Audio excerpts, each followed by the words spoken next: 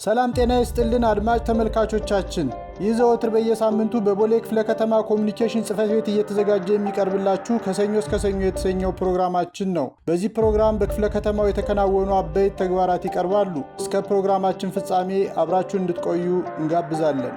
በብልጽግና ፓርቲ አዲስ አበባ ቅርንጫፍ ጽሕፈት ቤት አደረጃጀት ዘርፍ በሞዴል የብልጽግና ህብረቶች መካከል የሚደረግ የእርስ በርስ መማማሪያና ልምድ ልውውጥ የአሸናፊዎች አሸናፊ ከተማ አቀፍ የማጠቃለያ የውድድር መድረክ በቦሌ ክፍለ ከተማ ተካሄደ።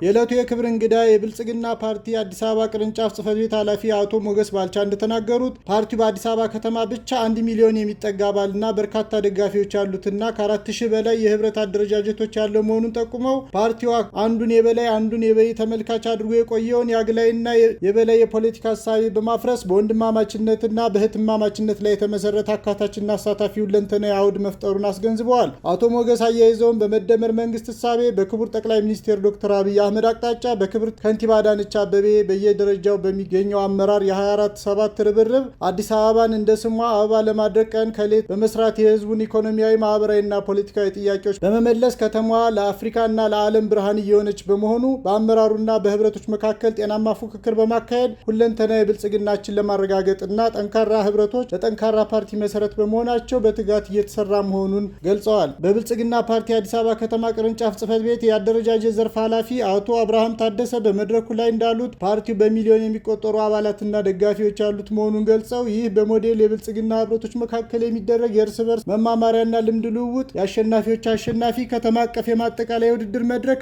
በወንድማማችነትና እህትማማችነት ላይ የተመሰረተ አካታችና አሳታፊ ጤናማ ውድድር በማካሄድ ጠንካራ ፓርቲ ለመገንባት እንደሚረዳ ጠቁመዋል። የቦሌ ክፍለ ከተማ ዋና ስራ አስፈጻሚ ዶክተር እሸቱ ለማ በኩላቸው ባስተላለፉት የእንኳን ደህና መጣችሁ መልእክት ጠንካራ ህብረቶችና ጠንካራ ፓርቲ ለመገንባት በርካታ ልምድ የሚወሰድበት ይህ ውድድር በክፍለ ከተማው በመካሄዱ ምስጋናቸውን አቅርበው ውድድሩ የፓርቲው አቅም የሚጎለብትበት መሆኑን ገልጸዋል። ከየወረዳው የብልጽግና ፓርቲ ህብረቶች ጀምሮ ሲካሄድ ቆይቶ በዛሬው ዕለት በከተማ ደረጃ በተካሄዱ የአሸናፊዎች አሸናፊ የማጠቃለያ ውድድር ከአንደኛ እስከ 3ኛ ደረጃ ለወጡ ተወዳዳሪዎች የዋንጫ፣ የላፕቶፕ፣ የታብሌትና እንዲሁም የመደመር መንግስት መጽሐፍ የማበረታቻ ሽልማት ተበርክቶላቸዋል። በመድረኩ የከተማና የክፍለ ከተማ አመራሮች፣ የሀገር ሽማግሌዎች፣ አባገዳዎች፣ ሀደ ሲንቄዎች፣ የ11ዱም ክፍለ ከተሞች እንዲሁም የከተማ ልዩ ወረዳ ሞዴል የብልጽግና ህብረቶች አሸናፊዎች አሸናፊ ውድድር ተሳታፊዎች በተገኙበት የተካሄደ ነው።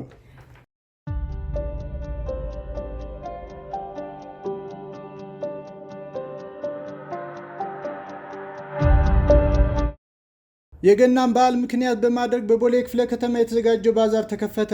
ባዛሩን የከፈቱት የአዲስ አበባ ከተማ አስተዳደር ትምህርት ቢሮ ኃላፊ ዶክተር ዘላለም ሙላት ባደረጉት ንግግር የከተማ አስተዳደሩ በበዓላት ወቅት በግብዓቶች ላይ የሚታየውን የዋጋ ንረት ለመከላከልና ፍትሐዊ የገበያ እንቅስቃሴ እንዲሰፍን የተለያዩ ተግባራቶች እንደሚያከናውን አውስተው እነዚህ ተግባራት መካከል የበዓል ባዛሮች እንደሚገኙበት ተናግረዋል። በምርት አቅርቦት በኩል የተሟላ ግብዓቶች አቅርቦት እንዲኖር በስፋት መሰራቱን የተናገሩት ኃላፊው በቦሌ ክፍለ ከተማ የተዘጋጀው ባዛር ሸማቹ ህብረተሰብ ምርቶችን በተመጣጣኝ ዋጋ እንዲሸምት ሰፊ ዕድል የሚሰጥ በመሆኑ ለገበያ መረጋጋት ጉልህ ሚና እንደሚጫወት አክለው ገልጸዋል። የቦሌ ክፍለ ከተማ አስተዳደር ዋና ስራ አስፈጻሚ ዶክተር እሸቱ ለማ በኩላቸው በክፍለ ከተማው የዋጋ ንረትና የኑሮ ውድነትን ለመቀነስ የአቅርቦት የቁጥጥርና የክትትል ስራዎች እየተከናወኑ እንደሚገኝ ገልጸው የገና በዓልን ምክንያት በማድረግ የተዘጋጀው ባዛር የምርት አቅርቦት ተደራሽነትን በማስፋት ለበዓሉ የሚያስፈልጉ ግብዓቶችን በብዛት ለሸማች ለማቅረብ እንደሚያግዝ ተናግረዋል። በባዛሩ የግብርናና ኢንዱስትሪ ምርቶች በብዛት ለገበያ መቅረባቸውን ያመላከቱት የቦሌ ክፍለ ከተማ አስተዳደር ንግድ ጽሕፈት ቤት ኃላፊ ወይዘሮ ሸምሲያ ነጋሽ በማዕከል ከሚካሄደው ባዛር በተጨማሪ በክፍለ ከተማው በሚገኙ 24 የሰንበት ገበያዎች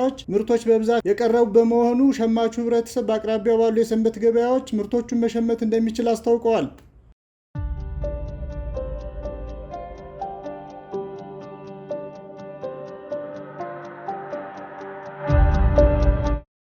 በቦሌ ክፍለ ከተማ የተገነቡና በግንባታ ላይ የሚገኙ የኮሪደርና የወንዝ ዳርቻ ልማት ፕሮጀክቶች ጉብኝት ተካሄደ።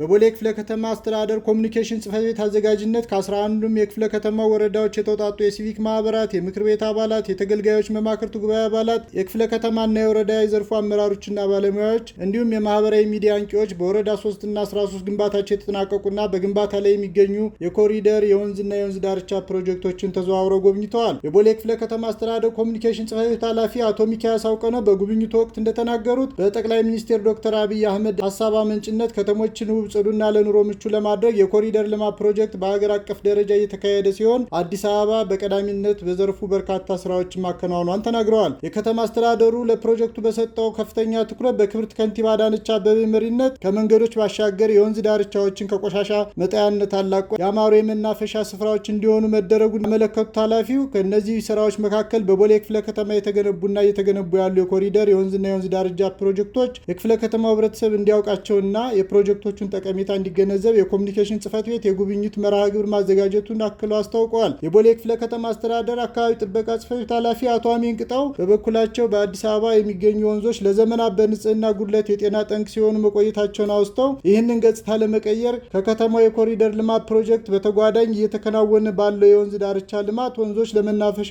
እና ለመዝናኛ አገልግሎት እየዋሉ እንደሚገኙ አመላክተዋል።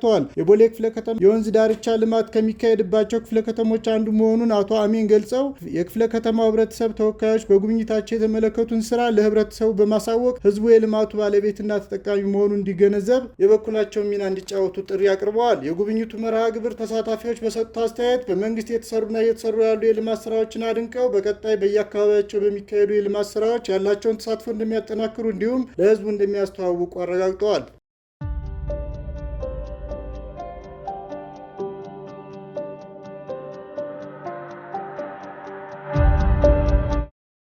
የወንድም ካሊድ ፋውንዴሽን የገና በዓልን ምክንያት በማድረግ በቦሌ ክፍለ ከተማ ለሚኖሩ አቅመ ደካማ ወገኖች የቤት ቁሳቁሶችን አበረከተ። ፋውንዴሽኑ ከክፍለ ከተማ አስተዳደሩ ጋር በመተባበር በወረዳ 6 የአቅመ ደካሞች መኖሪያ ህንፃ ገንብቶ ለ20 አቅመ ደካማ ቤተሰቦች በባለፈው ዓመት ማስተላለፉ የሚታወስ ሲሆን ለእነዚህ ነዋሪዎች ከ3 ሚሊዮን ብር በላይ ዋጋ ያላቸው የአልጋ፣ ሙሉ የኪችን ካቢኔት፣ ቁምሳጥን፣ ዘመናዊ ቴሌቪዥን እና ማቀዝቀዣዎች በስጦታ አበርክተዋል።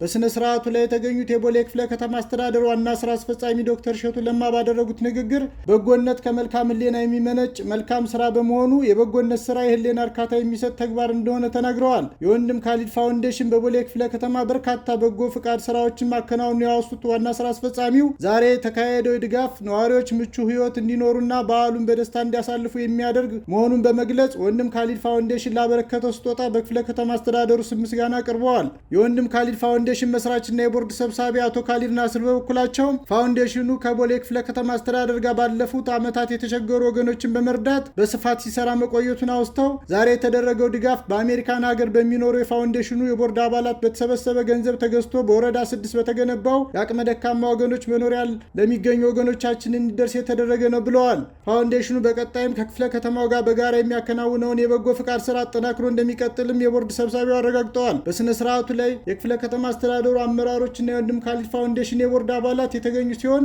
በስተመጨረሻም የማዕድ ማጋራት ፕሮግራምና ለዚህ ተግባር ከፍተኛ ድርሻ ለነበራቸው አካላት የእውቅና ፕሮግራም ተከናውነዋል።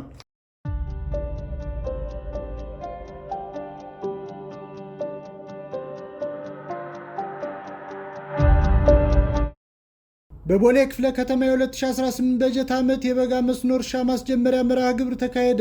በቦሌ ክፍለ ከተማ ወረዳ 11 በተካሄደው የማስጀመሪያ መርሃ ግብር በ10 ሄክታር መሬት ላይ በመስኖ የታገዘ የእርሻ ስራ የተጀመረ ሲሆን በመርሃ ግብሩ ላይ የተገኙት የቦሌ ክፍለ ከተማ ብልጽግና ፓርቲ ቅርንጫፍ ጽሕፈት ቤት ኃላፊ አቶ ክፍሌ ለማ ባደረጉት ንግግር በመደመር መንግስት እይታ የዘርፎች ምርታ በሚል መርህ በ2018 እንደ ሀገር ለማሳካት ከታቀዱት 6 ግቦች መካከል በግብርናው ዘርፍ ምርትና ምርታማነትን በሁለት አሃዝ ማሳደግ አንዱ መሆኑን አውስተዋል። በክፍለ ከተማ የግብርና ስራ ውጤታማና በአርአያነት የሚጠቀስ መሆኑን ያመለከቱት ኃላፊው ይህንን ውጤታማ ተግባር በላቀ ደረጃ ለማስቀጠል የመስኖ እርሻ ልማት ምርታማነትን በማሳደግ ጉልህ ሚና ያለው በመሆኑ የዘርፉን ስኬታማነት ለማሳለጥ ባለድርሻ አካላት በቅንጅት መስራት እንዳለባቸው አሳስበዋል። የቦሌ ክፍለ ከተማ አስተዳደር አርሶ አደርና ከተማ ግብርና ጽሕፈት ቤት ኃላፊ ወይዘሮ ሰናይት ባህሩ በበኩላቸው የግብርናው ዘርፍ በሀገር ኢኮኖሚ እድገት ውስጥ ቀዳሚ ሚና ሲጫወት መቆየቱን አውስተው ይህንን ሚና በላቀ ደረጃ ለማሳደግ በ2018 የምርት ዘመን የግብርና ምርታማነትን በሁለት አሃዝ ለማሳደግ እንደ ክፍለ ከተማ በስፋት እየተሰራ እንደሚገኝ አመላክተዋል። በቦሌ ክፍለ ከተማ ወረዳ 11 የከተማ ግብርና በስፋት ከሚከናወንባቸው ወረዳዎች አንዱ መሆኑን ያወሱት ኃላፊዋ